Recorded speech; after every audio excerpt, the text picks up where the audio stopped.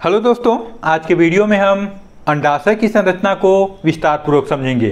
तो आइए इस वीडियो को शुरू करते हैं। सबसे पहले अंडाशय के अनुप्रस्थ काट का चित्र बना लें, उसके बाद हम इसके विभिन्न भागों को समझेंगे। तो देखिए, इसका चित्र कुछ इस तरह से बनेगा। यह बाहर से दो स्तरों से घिरा होता है।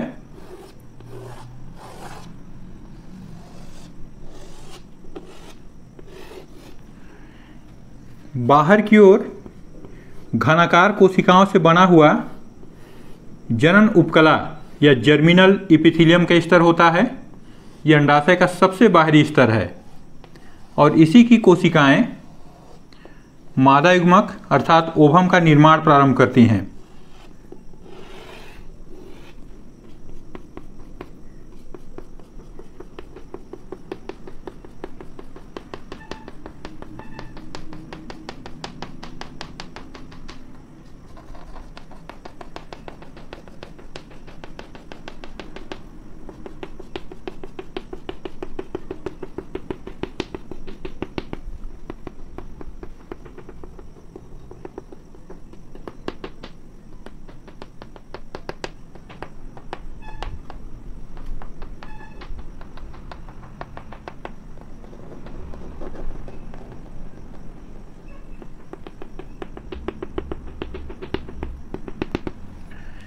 इस जर्मिनल इपिथीलियम या जनन उपकला स्तर के नीचे एक अन्य स्तर पाया जाता है जो ट्यूनिका एल्बुजिनिया कहलाता है।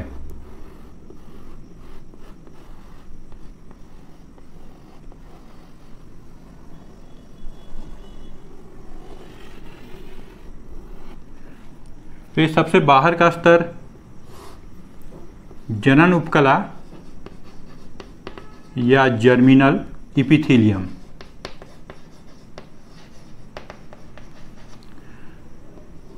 और दूसरा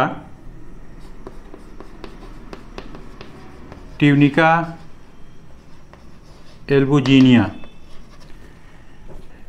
इस ट्यूनिका एल्बुजिनिया स्तर के नीचे पूरा अंडाशय का भाग स्टोमा कहलाता है और यह दो भागों से मिलकर बनता है, बाहर की तरफ कार्टेक्स और भीतरी भाग मेडुला। मेडुला वाले भाग में ब्लड वेसल्स पाए जाते हैं, जिसमें कुछ आर्टरीज होंगे, कुछ वेन्स होंगे, कुछ लिम्फ वेसल्स होंगे, कुछ तंत्रिकाएं भी पाए जाते हैं। तो इस तरह से मेडुला वाला भाग अंडाशय के पोषण से संबंधित होता है और इसका सबसे महत्वपूर्ण भाग होता है इसका कार्टेक्स वाला भाग। अंडाशय के दो सबसे महत्वपूर्ण कार्य हैं, पहला मादा युग्मक ओवम या अंडाणु का निर्माण करना और दूसरा महिलाओं में लिंग हार्मोन्स प्रोजेस्टेरॉन और एस्ट्रोजन का स्राव करना। ये दोनों कार्य को करने के लिए इसी कार्टेक्स वाले भाग में कुछ संरचनाएं पाए जाते हैं। तो इसीलिए कार्टेक्स वाला भाग सबसे महत्वपूर्ण है। तो हम इस बाहर के भाग को लिख देते हैं कार्टेक्स और इस भीतरी भाग को लिख देते हैं मेडुला।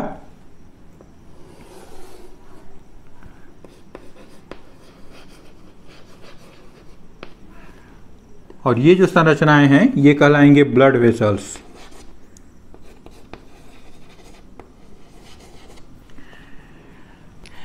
अब देखिए, इस कार्टेक्स वाले भाग में लाखों की संख्या में छोटे छोटे गोलाकार संरचनाएं पाए जाते हैं जिनको अंडाशय पुट्टिकाएं या ओवेरियन फॉलिकल्स कहते हैं।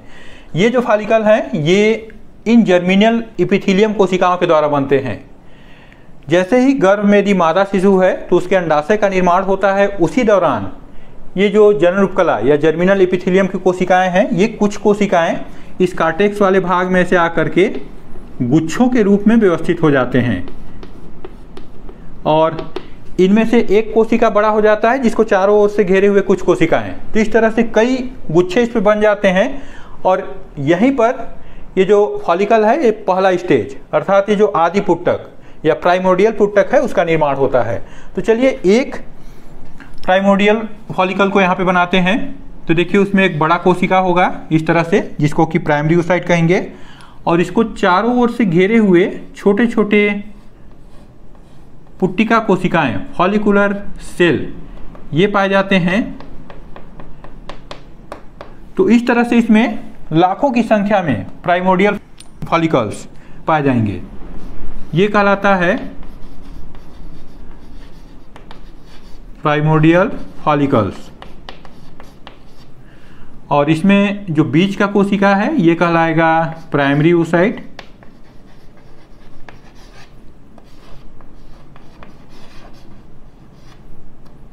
और जो बाहर की ओर सेल हैं ये कहलाएंगे फॉलिकुलर सेल। तो ये पहला स्टेज हो गया। उसके बाद देखिए सेकेंड आता है प्राइमरी फॉलिकल। प्राइमरी फॉलिकल में क्या होगा, ये जो बाहर की ओर फॉलिकुलर सेल दिखाई दे रहे हैं ये सेल थोड़े से आकार में बड़े हो जाते हैं इस तरह से।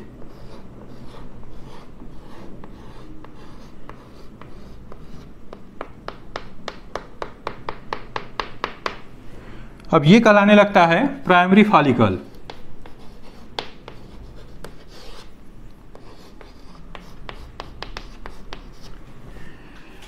अब उसके बाद देखिए इसमें क्या होगा, ये जो बाहर की फॉलिकुलर सेल दिखाई दे रहे हैं ये बार बार विभाजित होने लगते हैं, जिसके फलस्वरूप इस प्राइमरी oocyte के चारों तरफ मल्टीलेयर बहुकोशिकीय परत बन जाता है इस तरह से।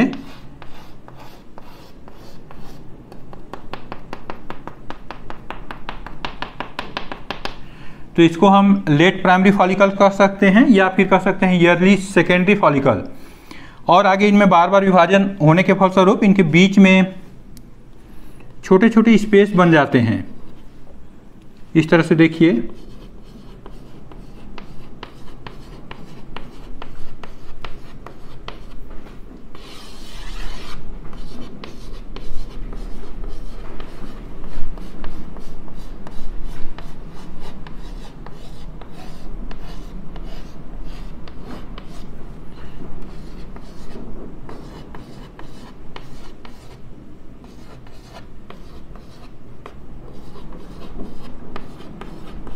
ये देखिए छोटे छोटे इसमें स्पेस बन गए, ये एंट्रम का निर्माण प्रारंभ हो गया।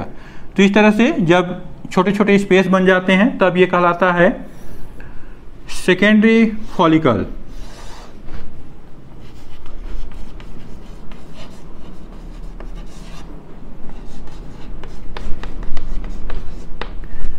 अब इस सेकेंडरी फॉलिकल में कुछ महत्वपूर्ण परिवर्तन होते हैं जिसके फलस्वरूप यह एक डिम पुटक या ग्राफियन फॉलिकल्स का निर्माण करता है, जो कि एक मैच्योर फॉलिकल है। इसमें क्या होगा, देखिए जो बीच का प्राइमरी oocyte है इसमें अर्धसूत्री विभाजन होगा, जिसके फलस्वरूप एक पोलर बॉडीज बनता है और ये प्राइमरी oocyte सेकेंडरी oocyte में परिवर्तित हो जाता है, जिसमें गुणसूत्रों की संख्या आधी हो जाएगी। और दूसरा परिवर्तन देखिए, जो बीच में छोटे छोटे चेंबर दिख रहे हैं ये सभी चेंबर मिलकर के एक बड़ा चेंबर, जिसको कि एंट्रम कहते हैं, उसका निर्माण कर देते हैं, जिसके कारण ये जो सेकेंडरी oocyte है ये एक ओर चला जाता है। तो इसका संरचना हम कुछ इस तरह से बनाएंगे। देखिए ये हो गया सेकेंडरी oocyte और इसके बाहर एक परत बन जाता है जोना पेलुसिडा का। उसके बाहर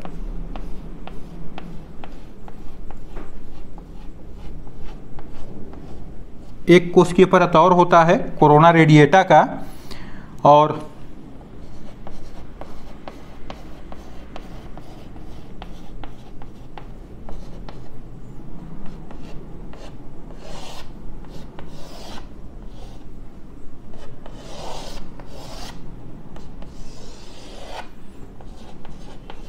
इस तरह से देखिए ये जो फॉलिकुलर सेल हैं ये इसमें कहलाते हैं ग्रेनुलोसा सेल।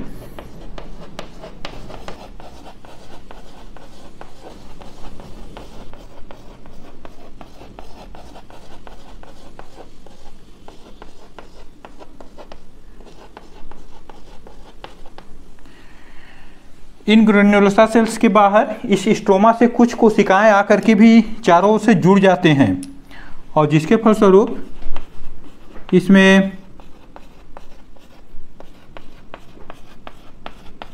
कोशिकाओं का एक अलग स्तर बन जाता है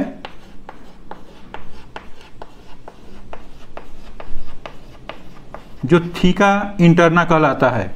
और इसी के साथ साथ इसके बाहर इसमें से संयोजी ऊतक आकर के भी जुड़ जाते हैं, जिसके कारण एक और स्तर बन जाता है जो कि थीका एक्सटर्ना कहलाएगा। तो इस तरह से इसमें थीका इंटरना और थीका एक्सटर्ना दो आवरण और बन जाते हैं।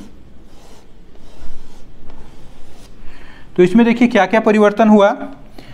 पहला तो ये जो कोशिकाएं दिख रहे हैं फॉलिकुलर सेल, ये कहलाएंगे ग्रेनुलोसा सेल्स। तो ये ग्रेनुलोसा सेल्स हो गया।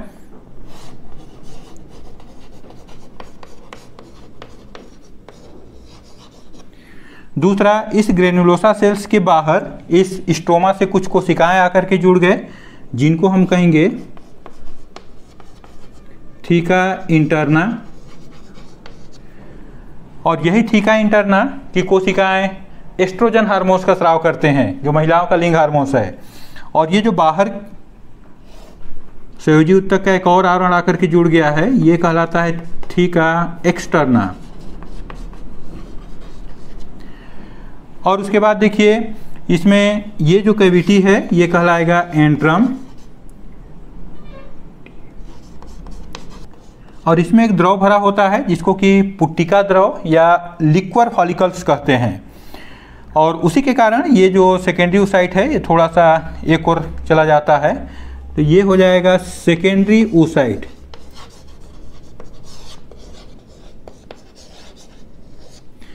और इस सेकेंडरी oocyte को घेरे हुए जो पहला आवरण है ये कहलाता है जोना पेलुसिडा।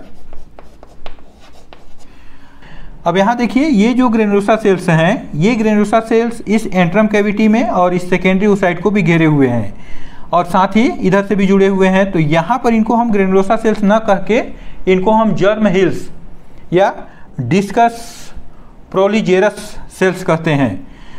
इसी जर्म हिल्स कोशिकाओं में से जो सेकेंडरी oocyte की ओर एक लेयर कहलाता है कोरोना रेडिएटा। तो ये जो कोशिकाएं हैं ये कहलाएंगे कोरोना रेडिएटा।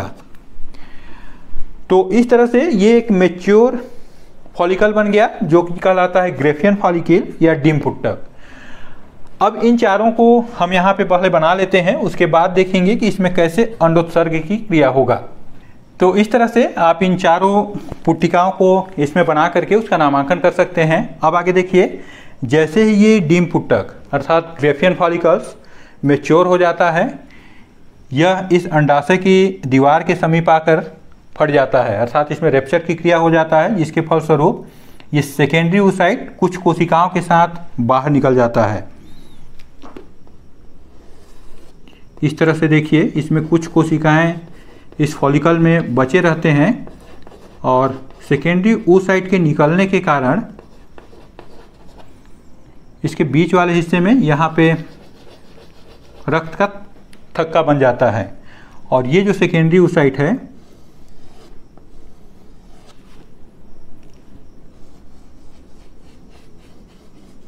ये इस तरह से बाहर निकल आता है और ये क्रिया कहलाता है ओव्यूलेशन या अंडोत्सर्ग। एक बहुत महत्वपूर्ण क्रिया है, ध्यान रखिएगा। इसमें अंडाशय की दीवार को तोड़ करके कौन आया बाहर? Secondary oocyte।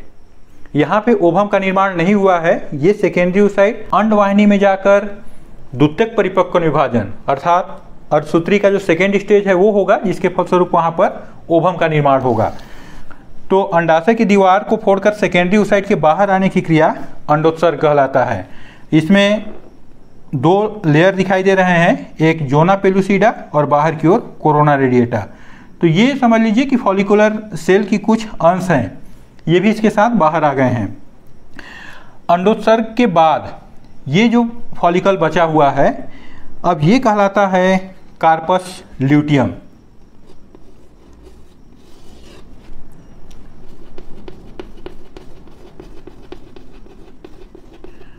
और यह पीले रंग का दिखाई देता है, इसलिए इसे येलो बॉडीज भी कहते हैं।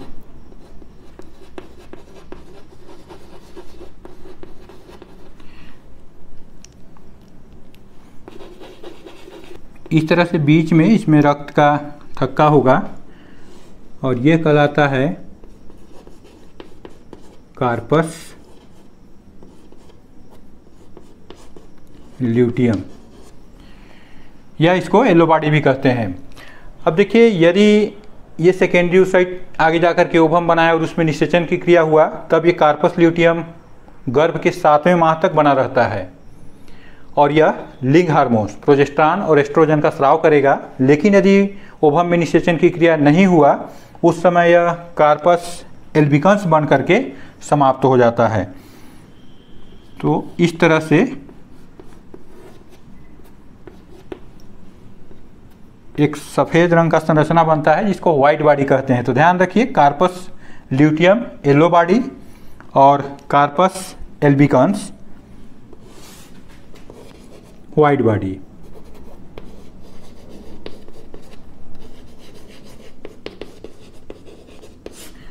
और इसमें एक बात का और ध्यान रखिए कि इन सभी क्रियाओं का नियंत्रण, चाहे वो फॉलिकल का निर्माण हो, अंडोत्सर्ग हो या कार्पस ल्यूटियम का निर्माण हो, सबका नियंत्रण पीयूष ग्रंथि द्वारा स्रावित 2 hormones FSH follicle stimulating hormones और LH ल्यूटिनाइजिंग हार्मोन्स के द्वारा होता है। इसमें फॉलिकल स्टिमुलेटिंग हार्मोन्स विभिन्न प्रकार की फॉलिकल बनाने के लिए जिम्मेदार हैं। जैसे देखिए, प्रीमोडियल फॉलिकल प्राइमरी फॉलिकल में FSH हार्मोन्स के कारण ही बदलता है, या प्राइमरी सेकेंडरी में या सेकेंडरी ग्रेफियन फॉलिकल में ये FSH के कारण ही परिवर्तित होते हैं। और 14वें दिन के आसपास LH हार्मोन्स का स्राव बढ़ जाता है, जिसके फलस्वरूप अंडोत्सर्ग की क्रिया होता है। तो इस तरह आप अंडाशय की संरचना को समझ गए होंगे। यदि यह वीडियो अच्छा लगा तो इसे लाइक कीजिए। चैनल को अभी तक सब्सक्राइब नहीं किए होंगे तो इसे सब्सक्राइब कीजिए और दोस्तों के साथ शेयर कीजिए।